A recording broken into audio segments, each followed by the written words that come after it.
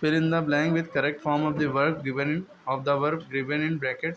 Use future continuous tense. क्या use करना है? फ्यूचर का कॉन्टिन्यूस टेंस। अब आपको एक बात बताना चाहिए, इसमें तो गलत है।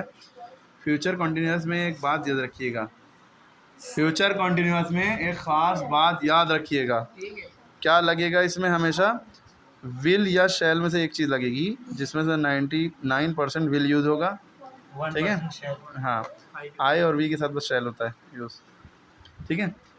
तो विल या शैल में से एक चीज़ यूज़ तो होगी, उसके बाद बी लगेगा। क्या लगेगा? बी। उसके बाद जो वर्ब दिया होगा उसमें बस आईएनजी लगा देंगे। क्या लगा देंगे? आईएनजी। ओके, बस ये यूज जाते। खाली फ्यूचर होता तो विल शैल यूज़ होता, वर्ब की फर्स्ट फॉर्म यूज़ होती। लेकिन फ्यूचर कॉन्टिन्यूअस है तो क्या यूज़ होगा? विल शैल बी, ठीक है। अब जैसे यहाँ लिखा है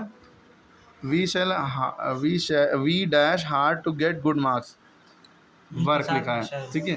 तो आई और वी के साथ बस शैल लगता है, ये हमने बताया था। तो वी शैल बी वर्क लिखा है, वर्क की आईएनजी फॉर्म लगेंगे, working hard to get good marks. Okay, we shall be working hard to get good marks.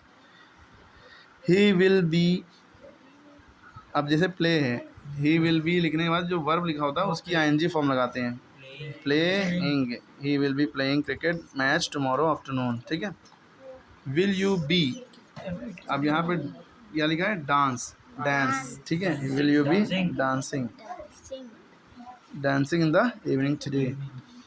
When I reach home my mother will be waiting for me. तो my mother will be waiting, ठीक है, for me, ठीक है। When will you be singing, बस इसके आगे ING जो verb लिखा है उसमें ING.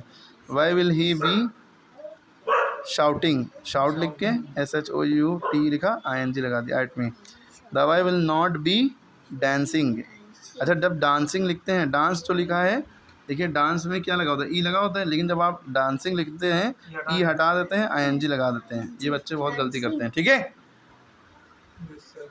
The Y will not be playing, play लिखा, आईएनजी लगा दी।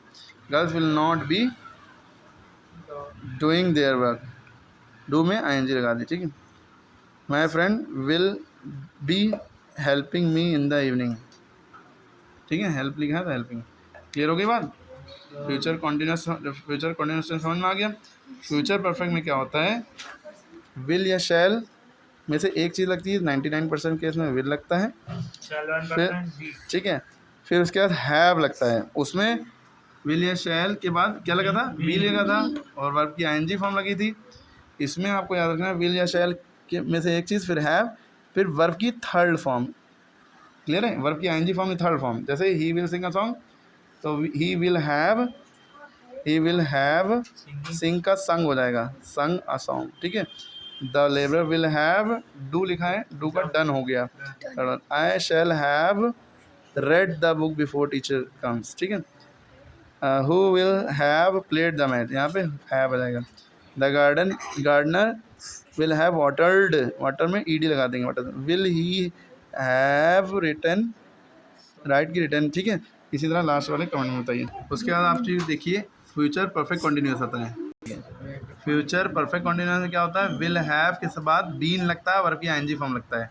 फ्यूचर कॉन्टिन्यूस में विल बी, वर्ब की आईएनजी फॉर्म। फ्यूचर परफेक्ट में विल हैव, वर्ब की third form. Future perfect continuous में विल हैव बीन, वर्ब की आईएनजी फॉर्म, और इसमें सिंस या फॉर लगता है लास्ट में, ठीक है। अब जैसे ये सेंटेंसेस सब लिखे देख ही रहे थे आप लोग, ऐसे एक्सरसाइज करते हैं इसकी। He went to office after he has taken lunch, है ना। इस एक्सरसाइज को भी बताएंगे नहीं, क्योंकि इसको हमने समझाया नहीं है, ठीक है। हमने अभी खाली आपको फ्यूचर का ये सब समझाया है, तो इसको फोकस करिए भाई। सिंपल फ्यूचर होगा तो विल या शैल वर्ब की फर्स्ट फॉर्म लगती है।